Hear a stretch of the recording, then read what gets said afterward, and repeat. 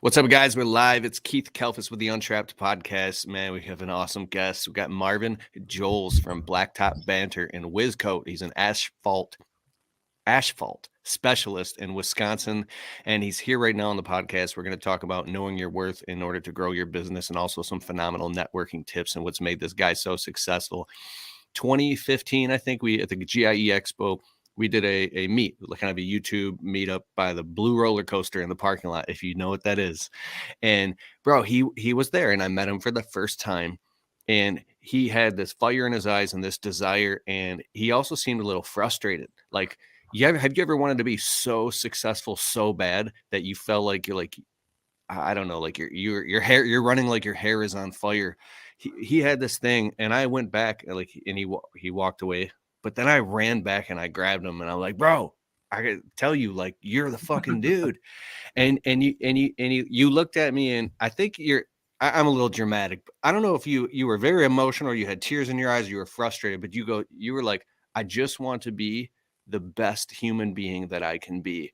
And when you said it, it wasn't fake at all. And I'm not saying that. What I'm saying, it was like you had this, it was your soul coming out, and you're like, like, in every way, like, you felt the level of accountability of that t-shirt. Everything is my fault. Like, you understood that shit, and you said, I just want to be the best man that I can be. And like, I've watched you over the years now, like, grow. Your company's blown up. You got 10 employees. You got another location, like another business you own. You got Blacktop Banter podcast. I see you all over LinkedIn, all over the place. You become the second biggest media, soon to be, I bet you, the first biggest media influencer in the asphalt industry. And very closely, you're at the GIE Expo, so there's asphalt guys there too. And bro, you're just a wealth of knowledge, and it's very nice to connect with you again. What's up, Marvin Joles? Hey, man, I really, really appreciate you having me. It feels good to be, back on and communicating and speaking with you. Yeah, I mean, I think we kind of remember that first meetup the same. I remember that I was not there at all for green industry equipment or anything like that. I was there because I seen a community get built, because I went down a rabbit hole of videos. And there was a handful of guys whose videos I watched on YouTube. You happen to be one of those guys. And we were at that roller coaster thing. And I remember coming up to you, and I was like, how do I create influence? And I remember you kind of gave me, like, there's tons of people there. And at this point, right, people are just wanting to take pictures and say, hey, tell you how much they like your channel, do all this. And I'm like, how do I create influence? And I remember you gave me an answer. We were like, well, it's not easy, man. I had to study like algorithms and how I was going to do well marketing on social media and everything. And I was like, oh, okay. And I didn't get very far away. And you were right. You came running across, and you're like, why'd you ask me that question? And I did give you that answer of, I want to be the absolute best version of myself that I could be. I remember telling you the universe dealt me a raw deal, and I want to make sure that I squeeze every bit of juice out of this orange that I am given in order to make it the best version of myself, be the best man I could be by the end. So that's really where we started to connect. And I appreciate you seeing that in me early on, right? That I was different and I wanted something different. The reason I was emotional is because that was the only reason I came down there. And I didn't have a lot of money, and I invested going there in hopes of learning something that I would be able to use to propel me on a path of creating significance, leaving a legacy, and building something notable while I have the short amount of time here, wherever we are, right, in this existence. You and I went down a lot of those conversations about that type of stuff. And that's what we did. And that's what I started to do. And it really wasn't that long. I realized the power of networking.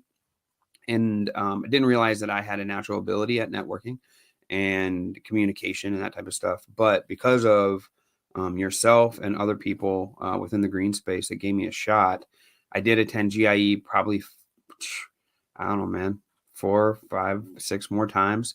Last year was the first year that I didn't go, only because we had a lot going on here on our space. So I kind of graduated, I guess, is what the guys were telling me. But I've been fortunate enough to stay in touch, and now had some of our friends, Naylor, most recently came to the Blacktop Banner kickoff event at the National Pavement Expo, and was just like, dude, I can't believe it. Like, you actually made the transition. And it was really cool. It was really cool to see that. We had 250 people there, all friends, all people I know. And it was huge, man. And a lot of that is credit to you too, Keith, for being instrumental early on and being like, okay, I'll tell this kid some things and we'll see what he does. Dude, amazing. So with the Blacktop Banter, you guys had a live event? Yeah. So we had a live event. The conference kickoff happened in Charlotte, North Carolina this year. And we were fortunate enough. I had a lot of creators from within Blacktop Banter. We now host 4 podcasts, including myself, with Blacktop Banter. We also have the 7-Day Hustle with Kyle Schoen from Integrity Earth and Asphalt, Stripe It Like It's Hot with Cam Robert from Laserline Painting up in Canada. And then we have a new one, The Contractor's Daughter with Jeannie Ringcob.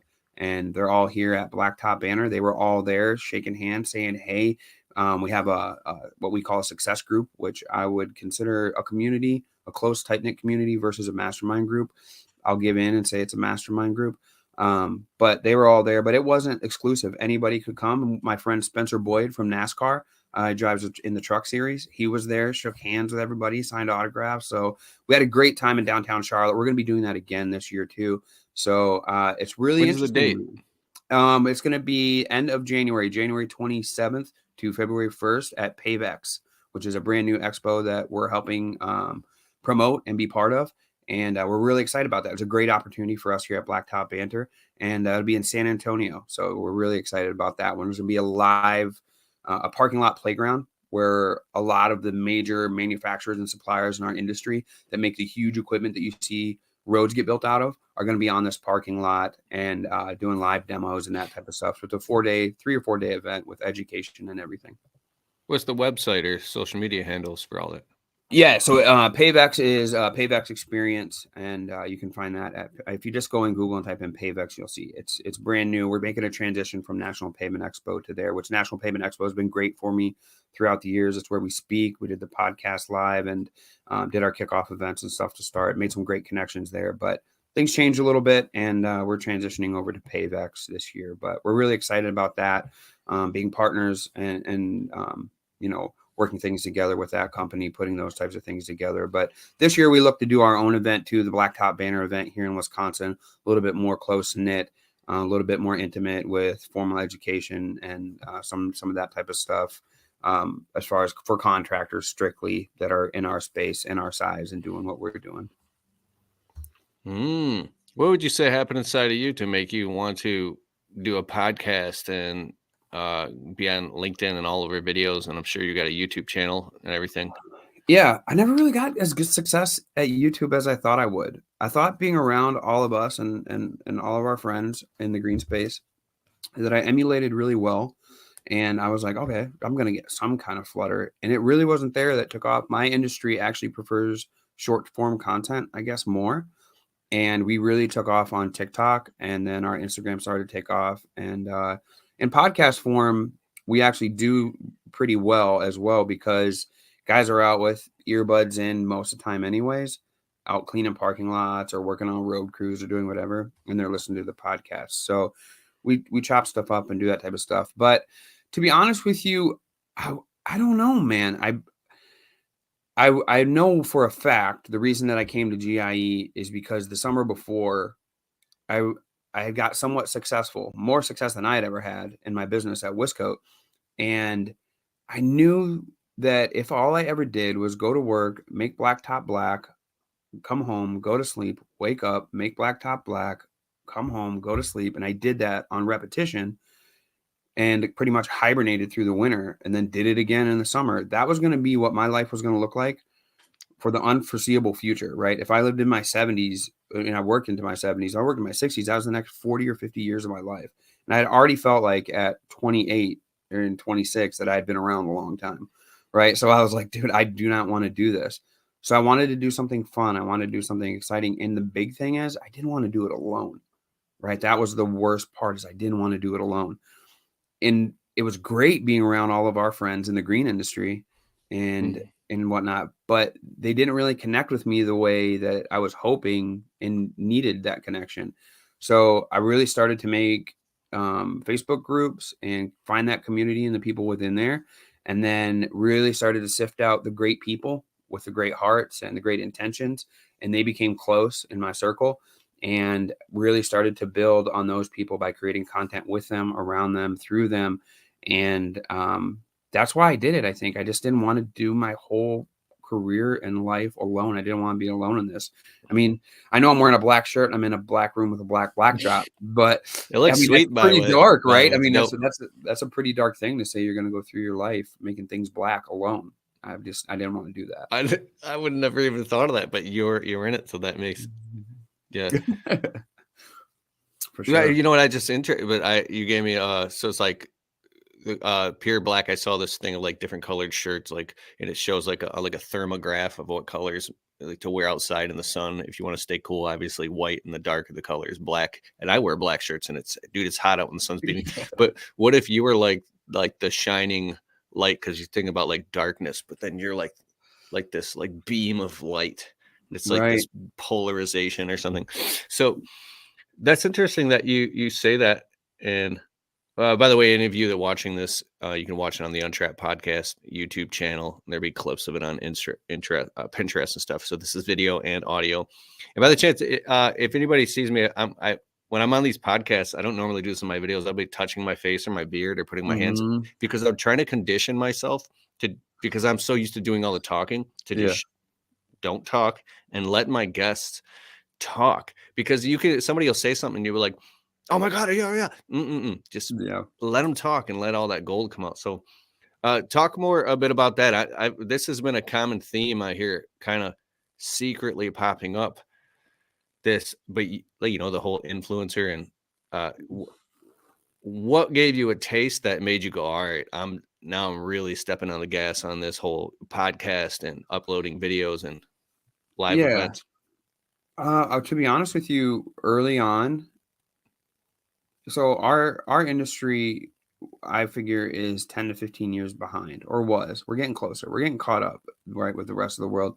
Just because, to be honest with you, we take hot oil, sand, and rocks, mix it together, and mash it to the ground. And we do it with shovels, right? I mean, that's our industry. And you don't need a whole lot of technology to really do that really well. At least you didn't. And now to create it, you do, right? And these other things you do, like to put it down, we just did a video with the first electric paver, right? Where they put it through and it's an e-paver, right? And they're putting it out. So things are changing and times are changing and that type of stuff. But I think really early on, we started making videos, and these people, and I would get a lot of flack early on. You told me that. Remember that? I don't know if you remember this, but early on, you seen what I was going to go through and that it wasn't my industry. Yeah. And you were like, you're going to take the arrows. And I was like, that sucks. Oh, that sucks. You're like, you're the first, you're going to do it. You're going to take the arrows. And you actually used a different word, though. You used persecution, right? That it would be persecution. And it was. I would post in those groups and people would rip me apart. They would rip our business practices apart, my inexperience apart, all this stuff, and rip me apart. And if I was a lesser man with less vision, I would have given up immediately. And I watched a lot of people give up because people would rip them apart and tell them they weren't doing it right or whatever. And I understand why they were doing it.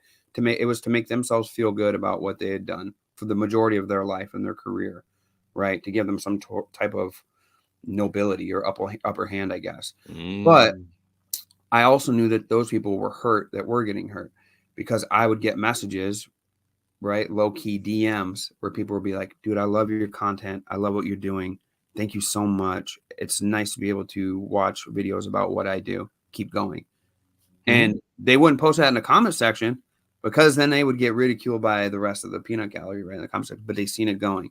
And then, I don't know, man, I stuck with it. I remember you all being like, you got to stick with it. You got to give it some time. It's going to take time. It's a long haul. And it started to gain some ground. And after it gained some ground, it started to make a difference in people's lives. People were coming up to me at events and saying, hey, I started my business because of you. I watched your videos. I quit my job and started doing what I do. I have the freedom that I finally wanted because of your videos. Then all of a sudden I realized, okay, it's very cool that I'm creating a community and I'm having a lot of fun doing this. And we got some early endorsement deals and stuff that I was like, whoa, this is cool. But it was that stuff where I realized that I was really going to make a difference in the world doing this. And that's when I got really serious about doing it and doing it well, because I realized by making these fun videos and doing what I thought was fun, I had accidentally created a lot of responsibility about the things I say and what I do and what content goes out. So it became very important for me then to realize that if I didn't know what I was talking about, I needed to find who did know what they were talking about and have them come on video with me and start doing content with me and that type of stuff. So Mm. that's what we started doing. And that's what I started doing. And that's why I created the podcast and kept going. I remember on LinkedIn, you asked about LinkedIn. I had a guy on LinkedIn message me, somebody, and they work at a large paving company across the country. And in this office building, a guy watched my videos and whatnot and different things. And we started talking about mental health. I've had a few bouts of mental health issues myself, just because of everything Blacktop Banter's doing in the asphalt businesses and just life in general, right? I wasn't prepared for it. I never been put through a gauntlet before, like I had been put through later on in my career, to get conditioned for it. And one of these guys was going through the same thing. And he was watching my videos and he had a friend there. But he was telling his friend about how we're going through that in our industry and how men are going through that and that type of stuff. And that friend ended up taking his life because of stress and anxiety and stuff that a man would go through. And that's when I really realized the responsibility and not only that, the power of what we can do. So we post quite often, and we post quite a bit about talking, right? Like, guys, just talk, guys. Like, yeah, I'm telling you, it's going to feel better. No one's going to think. I definitely am not going to. You can call here. Any of us will talk anytime about anything at any time. Because, like I said, I felt alone early on. I actually just did some things to find friends and make a community about it. So that's our responsibility here. And what we find is we want to be the voice and the resource for the community at large, whether you're a worker or a contractor or whatever. When I talk about the community, I mean the asphalt community, construction community, whoever. Right. So that's really when we got serious about it, is when we realized that it was making a difference and that there was some responsibility with it too.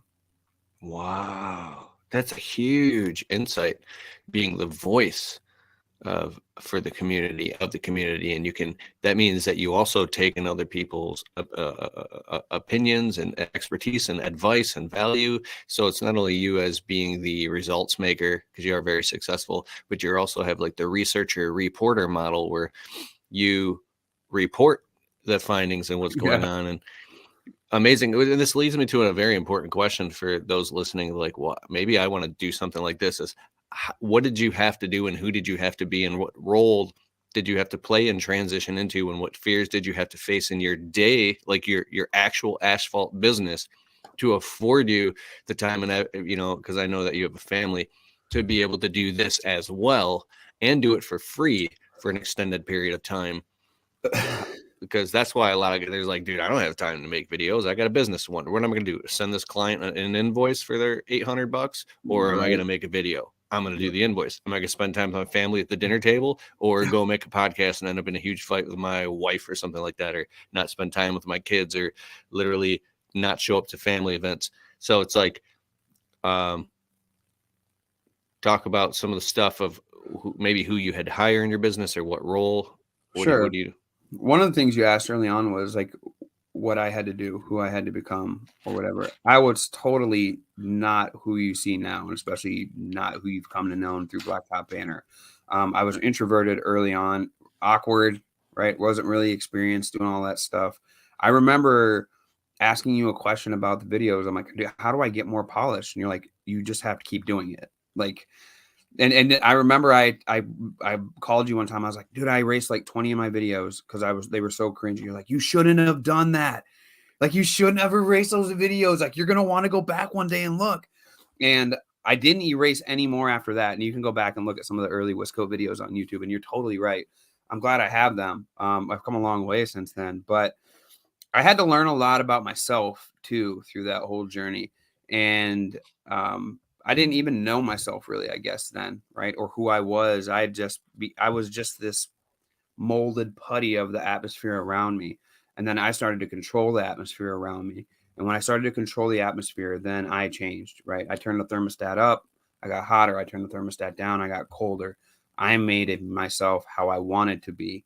And that is really what was the catalyst that started the change, because I started to say, you know, my whole life, I love rap music. You and I talked about this quite a bit. We like music. Um, you know, I wanted all the cars and the mansions and everything. I'm like, oh yeah, this is what we're gonna do. And then after a while, I realized that if I was gonna do this, the podcast side, I had to be happy with some level of success at Wiscote that provided me time in order to do this type of stuff. So I really started to put my value on what I loved and what I liked and what made me happy versus what I had or what money was, where, what the bank account said, or all this. But the funny thing is, once I quit caring about that so much, the easier all the rest of that stuff got. And I think it maybe was just because I started doing things that made me happier, I guess. But once we got going a little bit and I started to create some revenue, it was really easy to get into doing the social media and stuff. I just recorded through my phone and stuff, dude, while we were out and about. And then once I started to get a little bit of extra revenue, and I realized, hey, I wanted to go to some events and different things and whatnot, that I couldn't be in two places at once unless I was actually in two places at once. So I started to hire a couple of employees early on and gave them some responsibility about being in the field, training them up, and putting them in a certain place so that it created more opportunity for me to create something in the podcast. Isn't it fun when you're at a live event and you're out there crushing it and you're like, man, my business is running without me. And then you get a call from one of your guys that something horrific had happened. Yeah. Like, oh, man, I finally did it. This is kind of peaceful. And then they're like, yeah, it happened, dude. It happened. We were just I'll tell you a story real quick. We were invited. Blacktop Banter was invited down to speak. I spoke at Lee Boy, which is a major manufacturer of paving equipment. They were in North Carolina, ironically. And I sent the guys out to do the last two seal coat jobs of the season last year. That's why I did the timing right. I was hoping we would be done for the season. I would get away and there wouldn't be work. I get down there. My plane lands. I'm at the car rental. I'm with our videographer, myself. Everything had gone chill. I get a phone call. And Chris, who we call Cheeks, he calls me. He's like, hey, just wanted to let you know, we were on our way down to the two jobs. I'm like, yeah. And I blew the motor in our Duramax. I'm like, no. He's like, How? yeah. How do you blow a motor in a Duramax? He's like, what do I do? I'm like, I'll call the clients. I'm like, you need to call tow truck. You're like an hour and a half away. You're an hour away for sure. Like, you got to get this thing back. And the worst part is our seal coat trailer is hooked onto it. So somebody had to come get them, take them back to our office. All on the clock too? All on the clock. Get a truck, go back, unhook the seal coat trailer, limp our Duramax forward so they could hook on to a seal coat trailer, bring it all the way back home, and then get the tow truck to bring the Duramax dually 1 ton all the way back as well. And ended up being, we'd had the truck for a while. It was a little bit over 200,000, which isn't bad on Duramax, but it had been previously tuned in order to pull heavy weight, which we really liked. But it was going uphill, and while it was going uphill, Chris hit tow haul, and it must have shot an extra surge of fuel into the top of the cylinder and just blew it right through the piston. So the top of the piston's blown out. It's blowing white smoke everywhere. Brutal. And it sat through Why the hell would that happen? It just stuck. I guess the injectors will stick sometimes over time, and the Duramax, the fuel injector, will stick and just keep blowing fuel in there. And it got so hot in there, just like almost welded it right to it, and it just ripped the whole top of the freaking piston head right off. So yeah, we were hoping it was just like a blown turbo or something like that, and we get it back, and they're like, no, and it's going to be like 15 G's, and I'm like, cool. Within that next week, while I was gone, our agitator inside of a bulk tank, the big mixer that's in there, it decided to shear itself free. So I had scraps of steel laying inside. We broke a valve and a handle on our crack filling machine while within 2 or 3 weeks. I said, fellas, I think it's time to call our quits for the season. I think we've had enough. So we backed off. We had to recalibrate this winter and really think about where we were going to allocate funds and repair some stuff, and then work our butts off here this spring, which we have, in order to catch back up a little bit. But yeah, I mean, it's I don't know, man. To be honest with you, when you first met me, if that would have happened, I would have melted into a puddle on the ground. I've done that, just doubled over and just been in the fetal position of like, way too much stress and anxiety. But I've taken on a lot of fears and stuff on the Blacktop Banter side that makes the Wisco side seem like butter. Like I can fix metal and make money and repair stuff and hire people. That's not a big deal. It's moments where we're doing a huge brand deal here at Blacktop Banner where it's my turn to make or break and make that sale. And I'm creating something that no one had ever created before. And it's my turn to deliver. And if I don't deliver, we're not going to be able to keep the lights on here. We're in our office 10 miles from where our home is and where our other Wisco base is. And there's 4 people here. They need paid, right? They need all this work. And we're trying to create something. And they jumped on because they believe in me. And here I am at this moment in Con Expo where we just were, where our friend. Are these part-time or full-time people Uh, helping? Chris is on. I have 2 full-timers. Yeah. So what are they editing and mixing down podcasts and uploading and doing social media content, like an actual social media business? Correct. Yeah. So we have an admin here that's here full time. And then Chris is our operations director here as well. And then I do sales and everything still right on our end, plus obviously the creative side. And then we have a videographer that's part time as well, Wise, who's been in a few of the videos lately. He's a character. But we all have our own personalities and whatnot here too, if people follow our content in our space and whatnot too. So they're here all the time. Chris is here more than I am. I got to give the guy credit. I couldn't do it at this level without him, and fortunate to have him. But same thing with Chris at Wisco. So I have 2 Chris's. I can't get away from him. I wouldn't be able to do this if he wasn't there, right, doing his thing there. So your guy Chris there, he can he put out fires too? No, he can. He's an actual firefighter. Oh, that's awesome. Yeah. So that's like basically you hired a crew leader, operations manager, a guy you pay a little bit more, Correct. and entrust him with more responsibility.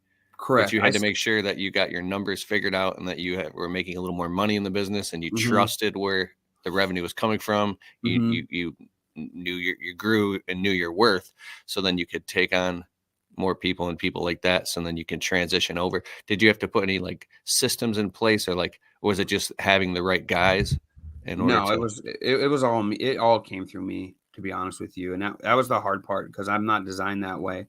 I'm designed of customer calls, we go out, give them a price, we do the job, come back, I hand them an invoice, they send a check, and that's that. And that had always went through me with a helper, maybe. Right. So are you in a financially profitably in the kind of a sweet spot where if you tried to grow more, it would start pulling you back into cash flow purgatory? Like, are you at a healthy point? Okay.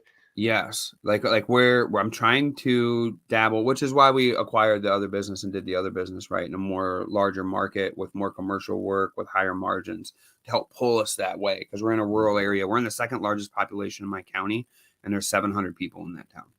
Right. So there's not a lot of people here. We're land rich. We're not population rich. So for us, we really jumped into a city and acquired a business in the city and started a business in the city so that I could have more opportunity for larger work in one spot for higher margins on commercial side. So we're still there because we're expanding, and I keep expanding. I kind of ride the line right there. Right. I ride the line of, yeah, you're spending some. Yes, you're making some. Wow, you're spending some. Wow, you made a lot. Wow, you spent a lot. So that's what we do. My social media pics. So that's what we do to be in that spot. And it's scary still, man. I'm not gonna lie. Like, it's scary still, and we risk it. So how many hours a week do you spend in the Blacktop business versus the media business? On myself personally, yeah. I mix them both together quite a bit. On paper, I spend Monday, Wednesday, and Friday at Wiscote and Dubuque, and then Tuesday and Thursday I spend here. But it doesn't stop. Some days I get up 6 a.m. and take a call, especially now that we do our Blacktop Banter Success Group, which is our mentorship group. Sometimes I do onboarding calls for those guys early on. Sometimes I do them really late for Blacktop Banter. And then sometimes I'm out until 9 o'clock estimating for Wiscote. So it's really hard for me. I'm going to be honest with you. I don't have a lot of free time and spare time. And I was explaining something to my children this weekend. We went down to Galena, Illinois. I had some work there to estimate a parking lot and a few other jobs. So I try to do both. I know, and I know you and Ashley do as well. Like if you go on if we go on a work trip, we're also making it a fun family trip, right? At the same time. Mm-hmm. And I know you do because I've seen you bringing the pups and whatnot before. Mm-hmm. But that's what we did this weekend. And I explained to my daughter, I don't know where it came from, but I explained to her that every choice is a sacrifice. No matter what you choose, you're giving something up for that choice, right? And I explained to her, because we were talking about Blacktop Banter and how I was going to have to get up early, not for Blacktop Banter, I'm sorry, for Dubuque, how I was going to have to get up early while we were on this trip, and I was going to have to go estimate for like 4 hours and then come back, and then we can do whatever. And she was like, yeah, but I wanted to get up early and go fishing. And I said, well, that's my sacrifice. I have to do this and not go fishing. I said, now, if I go fishing, I'm going to have to give up this on the other side. And if I give up this, that means we're not going to be able to come here and go fishing, right? Even in the afternoon.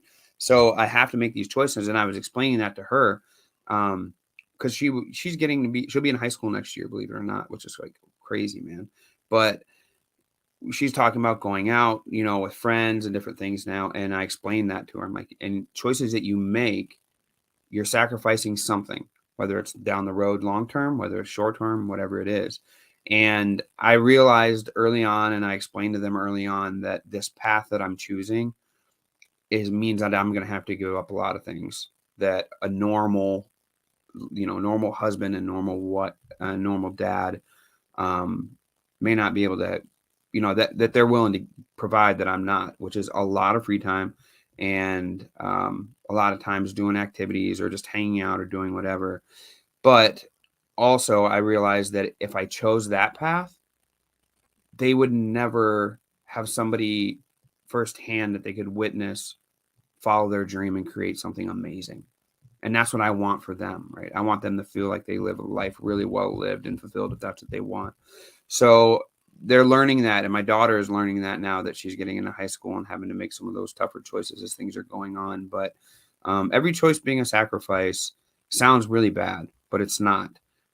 It's all in whatever you make it. If sacrificing something makes you happy, then you've made a good choice, right? Sometimes you don't realize it in the moment, but you're sacrificing stuff that you don't see, and then it comes to fruition later on. And the best thing you can do is learn from the choices that you made that you thought were good that ended up bad. And I've had some of those happen in life. And I think the best thing that you do with that type of information is share it. So, we podcast a lot. I'm a guest on podcasts somewhat often, and we talk about some of those things, some choices and different things. And you see it in other people's lives and whatnot too. Real quick, I want to, there's a huge overarching point that you made without actually saying it. What I articulate from this is it sounds like you hyper communicate with the people that you love and say, hey, this is what I'm going to do. And here's why. And it doesn't mean that I love you any less, but this is what's happening. Just going and doing stuff and disappearing all the time and not being there. See, I get emotional about this topic without telling people why and without them having any closure as of the why. Mm-hmm. That's like totally unfair to the people Yeah. that you love or that you're married to or bring into this world and things like that. I heard this first from kind of like a Gary Vaynerchuk, because he was on stage once. This is more like 2017. He's like, somebody in the audience was like, how does your wife and your family deal with you never being home? He goes, listen, she effing we're on my podcast. She fucking enables me. I'll say I got to be here, and she'll just start helping pack my stuff. But he says he's hyper communicative of what he's doing and why, at least. And I'm not saying I don't know anything about him or his life, but it was funny. But when he said communicate, it's like, so like I used to not say anything and then kind of bottle things up and then get upset. But now I tell my wife, yo, I got this podcast on Wednesday nights, Mondays and Wednesdays. I'm doing Mondays because we're doing a lot of shows right now, but Wednesday nights, my podcast. Monday nights where I do consulting after running the landscape. I consult other people. I have Tuesday night is date night. And so I have this structure that she can depend on. And she knows that this is what Keith is going to be doing. So right immediately after work, you're not going to see me, but all the other nights I'm there. So it's like, it's that communication. And now I'm taking it up to the next notch where to like, I've been around the country speaking on stages and doing all these different things. And now I just take my wife with me. But even if you want to chase a big dream and do all this extra stuff and build like a media business, I'm not saying you, I'm saying to people listening or that Yep. I've learned is there's family members that might be up your ass all the time and want to spend a lot of time with you, even toxic family members. And it's tough, but like, if you have somebody in your family who's, let's just say they're a lot older than you and they're toxic, but like, listen, man, this is my fucking time to shine right now. I'm in my 20s, 30s, or whatever, even early 40s. I'm crushing it right now. You had your time then. Don't try to pull me down because you're down or whatever. Like, Yeah. I'm fucking shining right now. And if you really love me, you'll stand back and support me and let me shine, but you're not going to fucking pull me down. It's like, I think about stuff like that and the guilt that comes along with trying to run a day business and building a media business or building your business bigger for that matter. And it's communication and having clear cut definitions and reasons why help and standing firm in navigate them. that path. And standing firm in them. Right. Like that's the hard part, right? Is you can have definition and you can say, yeah, this is how it is. But if you falter from that a little bit and you blur those lines a little bit, then you're giving up something for something else again, right? And it's like, man, I need to stick to that rigidity, right, of it, and not only for myself, but I'm letting other people down if I don't, right, as well. If it's family time or like date nights Tuesday night, right? So, if you're like, oh yeah, well they had to move from Monday to Tuesday. Sorry, babe. You don't. No, hell no. I don't care what it is. If it's Bingo. Tuesday, my wife comes first. Right. So then I don't care if so then people it better are be like, some $1 million thing that's gonna buy us a beach house or something that my wife directly highly benefits for me to put anything in front of her on date night. Yep. And we'll have guys too, right? That'll be like, hey, sorry, man. I can't do the time we had for today. Can I just, can we do it next week, Wednesday? I'm like, yeah, we can do that. But that means I'm gonna have to move something else, right? I'm gonna have to do something else. It's hard to stay firm. I think the best thing that you can do is prioritize some of those clear-cut lines and clear-cut priorities. And make them be like, okay, these few things, like you just said about the time with your wife, like these few things, nothing touched those. They're the rest sacred. of the stuff, And if you want and you right? have sacred honor, then you keep sacred things sacred.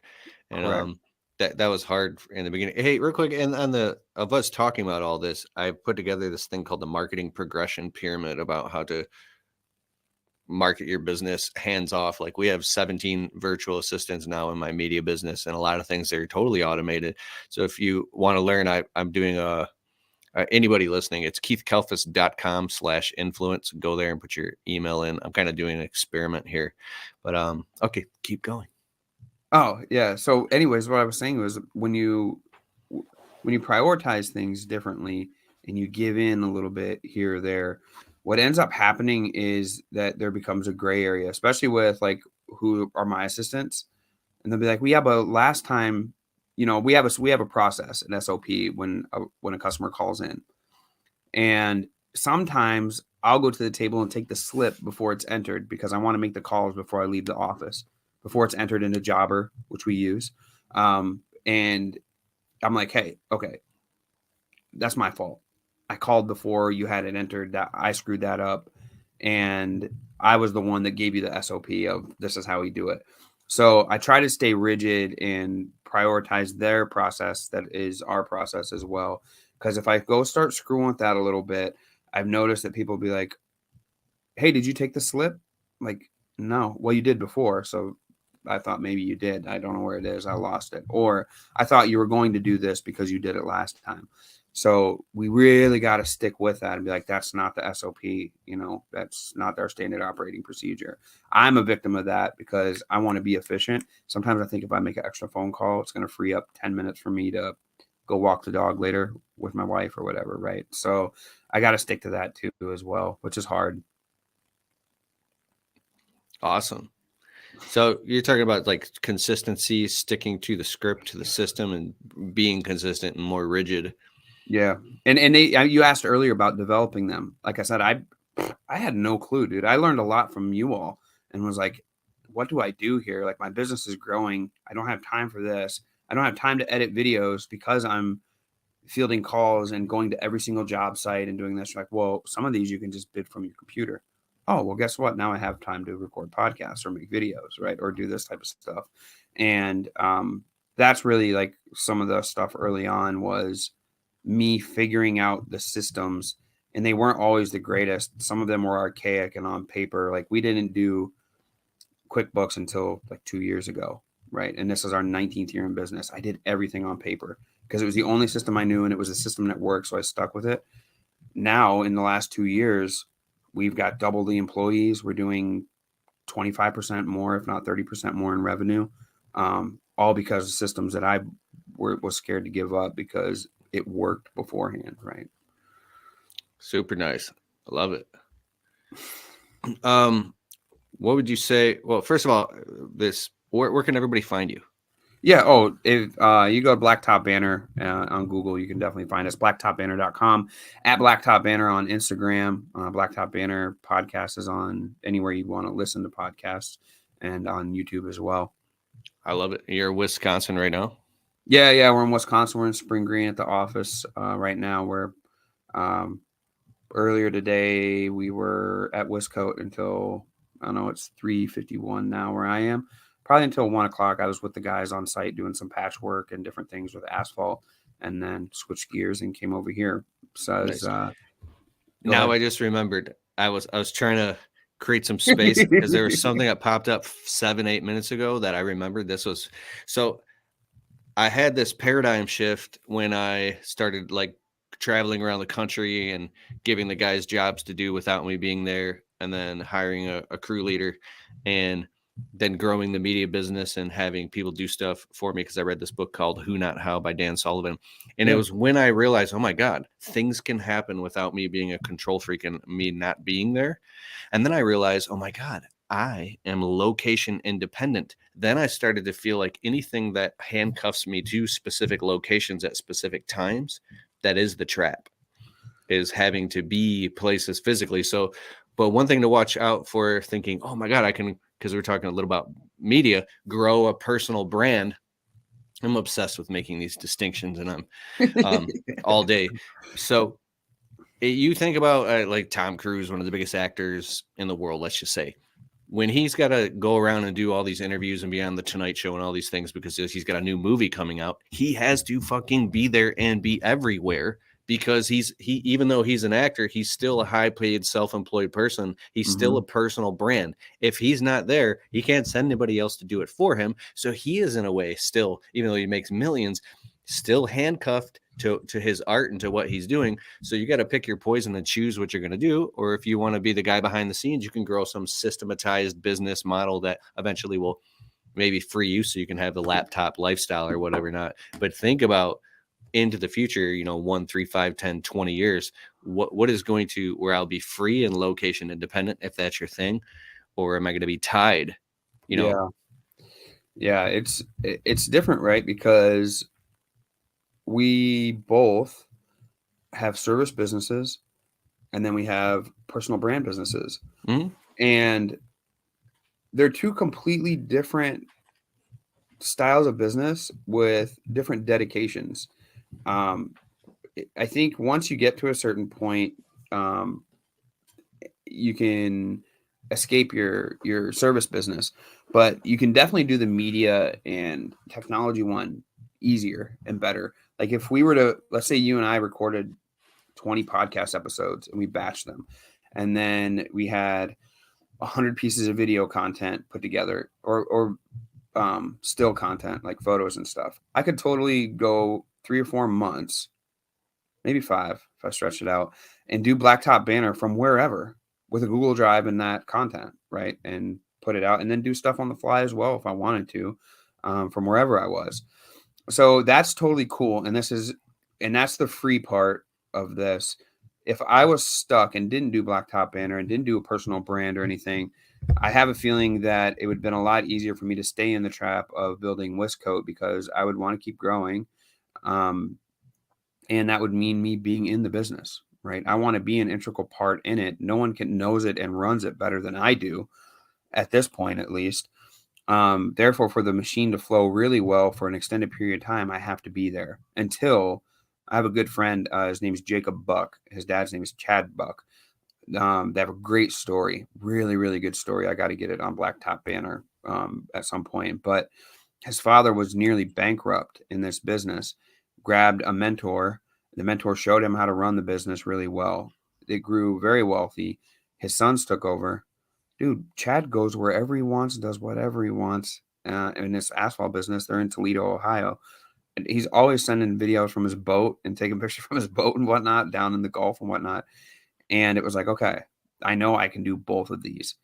I know I can. I just have to figure out the system and way to do it. And I'm still in it. That's the thing, is I'm 37 and I've been at this probably 10 years, pretty steady. I think I got some good time left with me, and I got a young guy and some good people around me. I'm totally cool with halfway through my 40s escaping, right? And being like, okay, let's see how this goes. See how I dabble in what I do. I It's hope. funny that you say halfway through your 40s, because you're going to wake up at 39 and go, why did I say halfway? I should have said now. Yeah, I should have Like, said no. Yeah. Shut up, dude. And I strive for that. We're working towards that. The hardest part, I think, is letting go of your mentors and your mastermind group and your peers around you to grab on to. I say grab on because that's literally what I do most of the time. I'm a sponge, and I never really want anything from anybody. I just want to be around them and learn, right, and absorb their knowledge. If they share it, great. If they don't, I'm going to hang around long enough to find it out anyways. So I'm just going to be there. But there's more people at the lower level, like your pyramid. There's more people here, less people here, less people here, less people here, right? But these are all, they're all have their own level of comfortability. When there's more people there, you're included with more people. You have more friends, right? It's easier to stay right there. That's why people don't go out and start their own businesses and do their own things, because there's so many people that are laborers on that side of it. But then you jump to this level, and then your business hits a certain number and you're like, well, I want to be a 7-figure business. And then you go to here, right? And then you're like, well, not only want to go to 7, I want to go to 8-figure. And then it's tinier. Everywhere, every step you go is tinier. The problem is letting go of those people who you became friends with and who you became close with and who keep you comfortable in a way where you're intimate with them regularly. That's the problem that I've had, because I'm a people person. I've always wanted to be accepted, be around people, and they're my friends, and I enjoy them. I genuinely enjoy people, even if we do nothing business wise. If you're my friend, I just like being around you. I like celebrating your success. I like being around. I like you when you celebrate my success. I love that. But lately, with where we are at Westcoat, I'm able to see, you asked me earlier, am I riding that wave of, am I too heavy here? Could it sink it? Right. I ride that a lot, but I believe we create enough revenue that I shouldn't be there anymore. And the way to find out how to not be there anymore and how to do it correctly is to find people who have done it correctly, and then take advice from them, take education from them. And that's what we're doing now. And that's what I'm doing my next steps here going forward, which is tough, but it's necessary in order for me to be the best version of myself that I can be. Like I told you when we first met.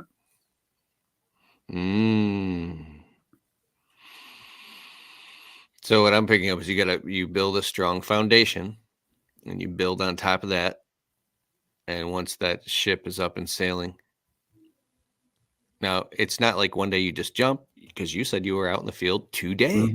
I was, So I was out today. it's like 80 hours, then 70, then 65, then 60, 55, 50, 45, 40. Then you get to the point where you're only maybe working in your business 10 hours a week. And then maybe you're only in the field 4 or 5 hours a week on the most important things.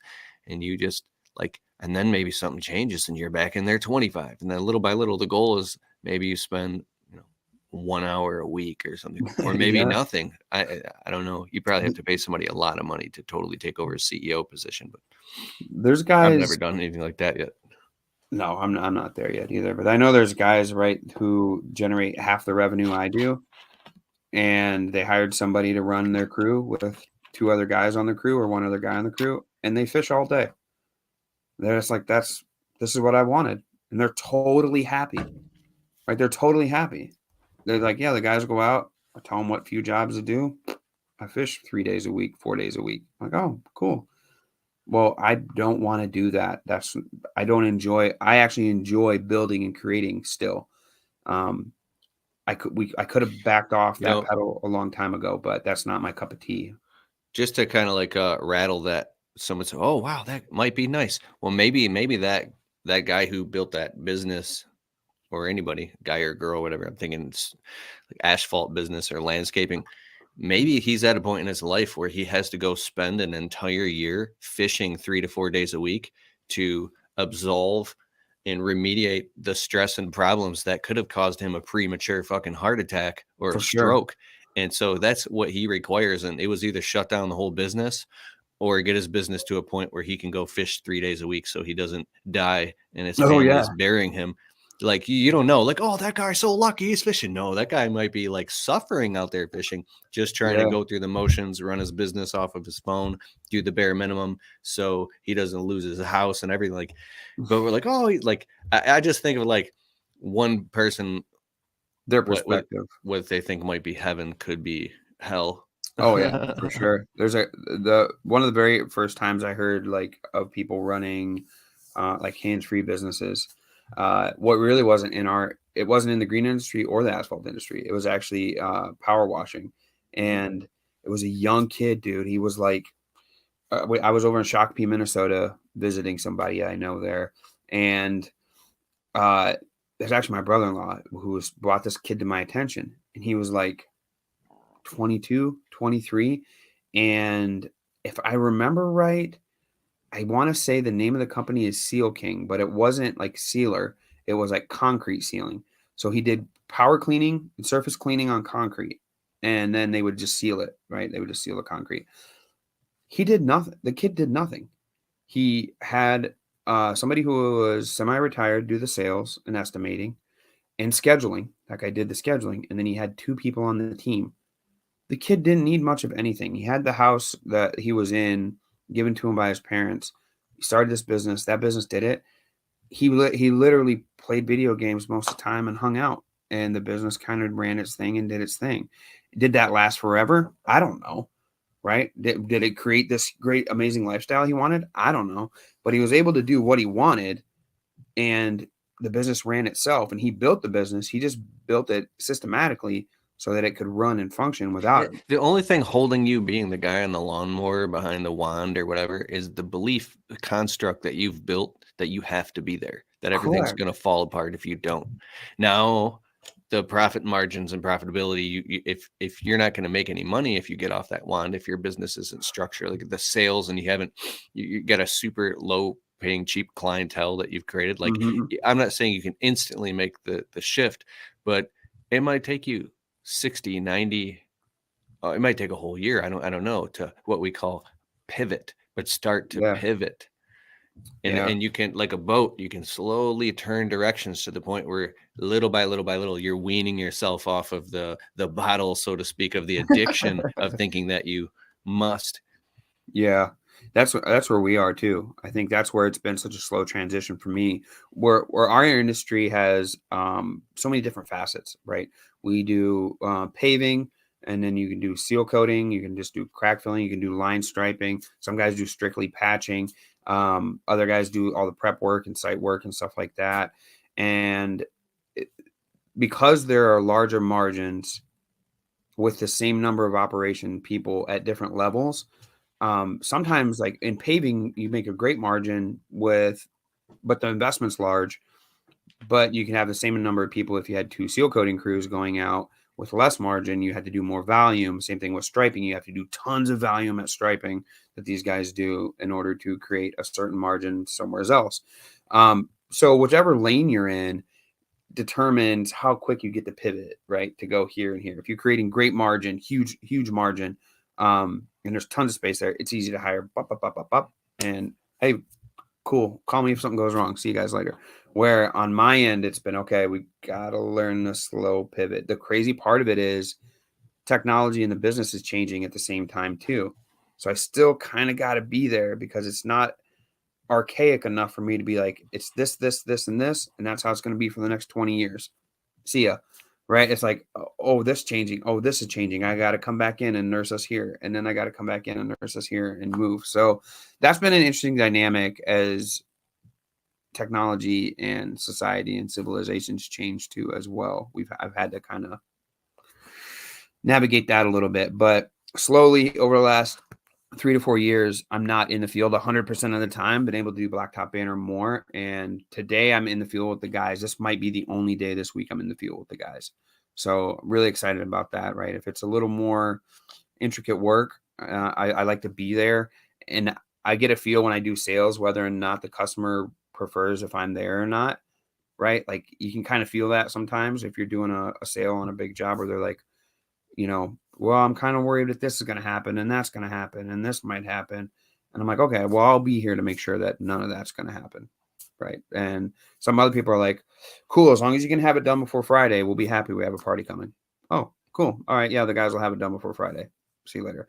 Right. So I make all these little notes on our jobber form and whatnot to say, hey, I got to be there or I don't have to be there and whatnot. So it's interesting, man. And it's been a big change, a big dynamic. When we first met, never did I ever think it would get to this point.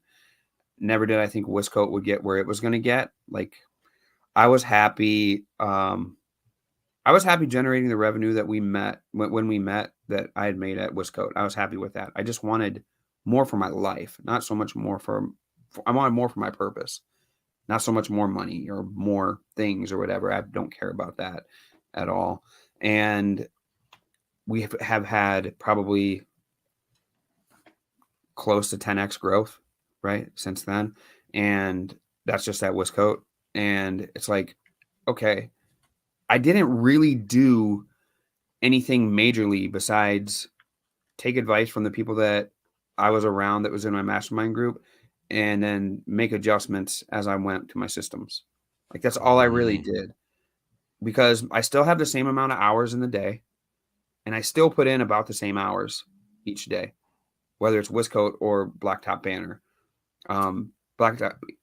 Wiscoat, I put in less hours, actually, I would think, at this point. But I didn't really do anything amazing besides educate myself, be around like-minded people, take their advice, and put it into action, right? Some of the early mastermind groups we were with, some of your and my close friends in the green space, in the green industry. And I remember like telling those guys, like, I got to go. Like, I've learned everything I can learn here. Like, I'm going to put it into action. We'll see what happened. A year later, I came back and was in that mastermind group. And it was after I left that, I had my first 6-figure year. And I went back and I was like, yeah, we went to 6 figures. We actually went to double 6 figures. And they're like, how? Like the whole time you were here, you were like struggling, like, how do I do this? How, whatever. It was because I just went out and did it. And I think that a lot of times what people fall victim to is consuming, and not really doing. I'm too afraid to do it. So let me go learn more about it. Right. Because they want this huge safety net. And it's like, dude, you already have, the net is the same no matter what. Right. Like just because it's pulled tighter or higher or lower, it's the same effing safety net. Like if you're going to fall, you're going to fall. But I think that that's kind of a trap that people fall into, because we have guys now that are in the Blacktop Banter Success Group, which is guys all the way that don't have a piece of equipment yet to guys that are making 8 figures a year, right? And there's guys that will join at the exact same time, and in 6 months, this guy's making 6 figures, and this guy is still trying to figure out what seal code rig he wants to buy. You know what I mean? So I'm like, that's the variable. They're the variable because they're all consuming the same content at the same time. They're the variable. Whether it's outside content or inside content, I don't know. But from Blacktop Banter Success Group, they're consuming the same. And it all has a lot to do with upbringing. And that's really where I try to do my best as their friend. I'd never say coach. I don't want to say I'm coaching anybody or doing anything. But as their friend, I'm like, hey, man, maybe it's this. You know, as your peer and your fellow mastermind group member, maybe it's this, maybe it's that. And hopefully they make changes and adjustments. Thankfully, we've had everybody keeps getting some level of success and moving on and sticking with us. But yeah, I think we've witnessed that. You and I have probably witnessed that in the green industry, right? From time to time with people that we've ran into, not necessarily super close in our circles, but just people you see that say they want something and then their actions don't show that they do want it, right? Like, I want to learn more. I want to know how to do that. Wish I could do that. Like, well, here, this is how you do it. Yeah, I don't know. I don't know if I can spare the extra blank amount of dollars or time to join this program or do this. And that's the biggest mistake they can make. I actually posted a Mr. Beast video to our TikTok, Blacktop Banter TikTok today. And it was pretty much the epitome of a mastermind group and explained how he was able to create so much success on YouTube in a shorter amount of time than anyone else. And it was because of a mastermind group that he had where these guys would go out. He said they spent 1,000 days consuming how to learn. And then they went out and did it. And then they reported back to each other with trial and error, everything. Like all the stuff you used to tell me about thumbnail creation, the pixelization, how warm it is, how isn't, what type of words to have up, what your tag should be, what your description should be, what your title should be. And he was like, in 1 week, we would report to each other what it would have took the rest of us a month to learn on our own. He's like, so here we shortened up 4 years of learning and made it into 1 year. Well, after 5 years, we took 20 years of learning and had it in 5 years. And essentially, that's what you can do by joining a program or a mastermind group or a training or some of this stuff. But there's always this, I don't know how to explain it really. Maybe you have a better word for it, but I'll say like a barrier or like a fog, or people think, or a facade where they think, oh, because you're charging me X amount, maybe it's not this. What I relate it to with Blacktop Banter Success Group is we have a membership fee. Same way you have one at Costco, right? Like there's a reason why there's a membership fee at Costco and not at Walmart. Go into Walmart and go into Costco and tell me that inside there everything looks the same. It doesn't. The reason it doesn't is because the atmosphere in there, in each of those separately, are different because there's a barrier to entry in one of them. Because there's a barrier to entry, the atmosphere by the people in it create a different atmosphere than the people that are in the other one where there's no barrier to entry, where anybody can go in. So for us, what we try to explain, especially with the success group, where I think the membership fee is very, very affordable, is it helps us figure out who's serious or not. And it also gets you dedicated because you're spending money on it. It's like a gym membership. You get guilty when you buy a gym membership and you don't go to the gym. You're like, shit, I'm wasting that money on this, man. Like, I got to go to the gym. Sometimes you get your ass in the gym, right? Having that gym membership. So that's kind of what we say and how we explain it with what we do here. But to me, I can honestly say without you and without some of our friends early on and some of the groups and mastermind groups I was in, some of the events we attended together and had these great conversations with, I would still be so far behind that I know for a fact I wouldn't be at this point, right? So I needed those. They were necessary in order to get me on this trajectory. And how I gauge it, and you and I've had this conversation over a deep phone call, is whether I'm happy or not. I'm still pretty happy, Keith. So I feel like I'm doing the right thing. There's a stream. I would say, I feel like I'm in a stream going the right way. When I'm against the tide or it's drowning me, I must be doing something wrong. So I really try to just gauge it by that. I don't want to swim against a current. I want to float. I want it to take me to a bigger stream. And I want to take me to the ocean, right? And then that's when I know I've made it. So I really try to not kick too hard and get exhausted and drown myself. But I also try not to let anything pull me down either. Some of those groups, some of those mastermind groups are essential in helping you stay the course. Mm-hmm.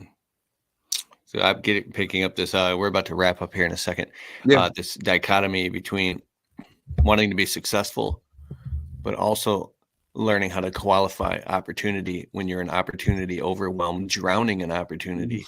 Saying what are the KPIs or the most specific things that I should be doing right now, and things that we should let go, because you have like lakes, rivers, streams, tributaries, and puddles. And once you get more mature and advanced, you don't go and invest your time and energy in something unless it's going to do, I don't know, 20,000 first month or at least 50,000 this year. Like Right. what I don't, so people get excited and talk a lot of things, and it's exciting to be impulsive, and you can do a lot of cool creative things, but then you say, where's this going to lead ultimately? And some people don't want to have that conversation. They just want to feel good now. Well, Yes. I've been through all that shit, bro. And I've ran around the whole country making crazy ass videos and doing dumbass landscape jobs and losing money. Like, I've gotten gray hairs to prove it, bro. Yeah. And so now I'm way more strategic and focused, and I pay people. Like last night in front of my, like I'm paying a guy 7,000. He gave me a discount, 7,500. So I'm paying a guy $7,000 right now, a high level strategic branding transformist expert walking me through 2-hour-long Zoom calls, doing a deep dive into my brand of the psychology, the demographic, psychographic, geographic, beyond the customer avatar. This shit is fucking epic, bro. $7,000. Yeah. Yeah. And I stood up on the couch last night. I was frustrated building a sales page in front of my wife. I said, I don't give a fuck what it takes. I'm fucking putting the money aside. I'm going to pay $25,000 if to hire a high level strategic internet. And people are like, $25,000 for what? Fuck that. I'm a marketing expert. I'll do it. Yeah.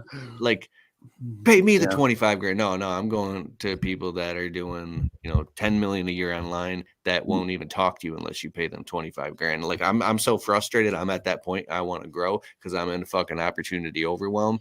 Mhm. And so the highest level of the marketing progression pyramid that I'm talking about that I've created, the final step of the capstone is when you have a project manager who manages all the virtual assistants. So now you spend most of your time, the 80-20 rule Pareto, 80% of the time is spent in pure creative flow state. So you can do the genius things, because when you're stuck in the operations, it consumes the bandwidth in your subconscious mind.